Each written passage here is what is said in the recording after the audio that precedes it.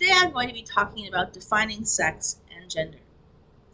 According to Arlene Stein, sex refers to categories that describe biological differences between males and females. It includes sexed body and sex assignment. More recent interpretations suggest that such differences are not simply biological, but also cultural.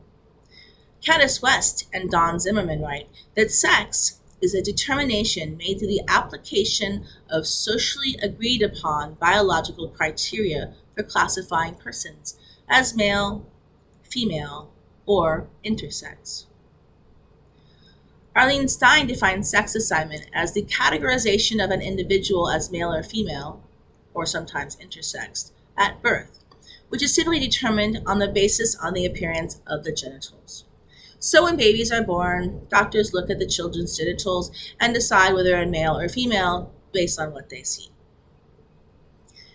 Sex categories are socially constructed. They are cultural categories used to understand human biological variation.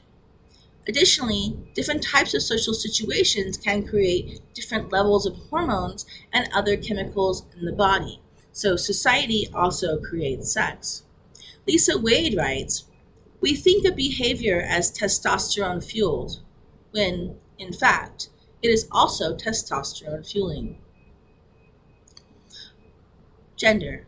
Arlene Stein defines gender as the cultural meanings, norms, and expectations attached to sex differences, which include components such as gender role, gender presentation, and gender identity, as well as other forms of social organization. Gender, like sex, is socially constructed. It's about cultural categories. It is not a natural biological property of human beings. Arlene Stein defines gender identity as one's personal experience of gender.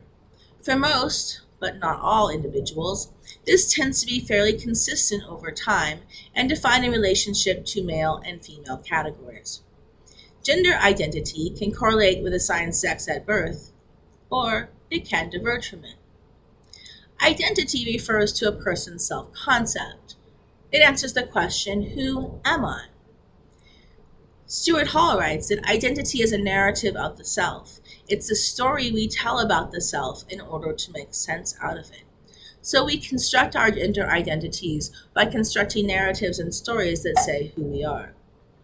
Examples of gender identity include woman, man, genderqueer, non-binary, agender, transgender, and two-spirit.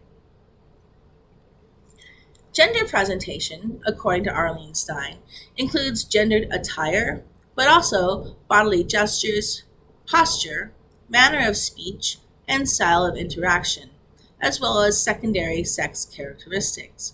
So how you dress, how you have body language, how you speak.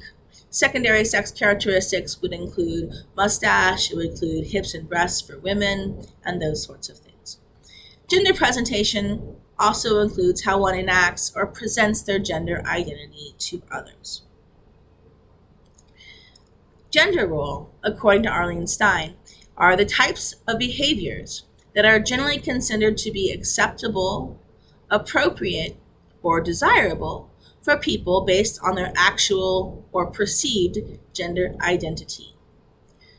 Cultural and historical norms of gender roles are often binary and stereotypical.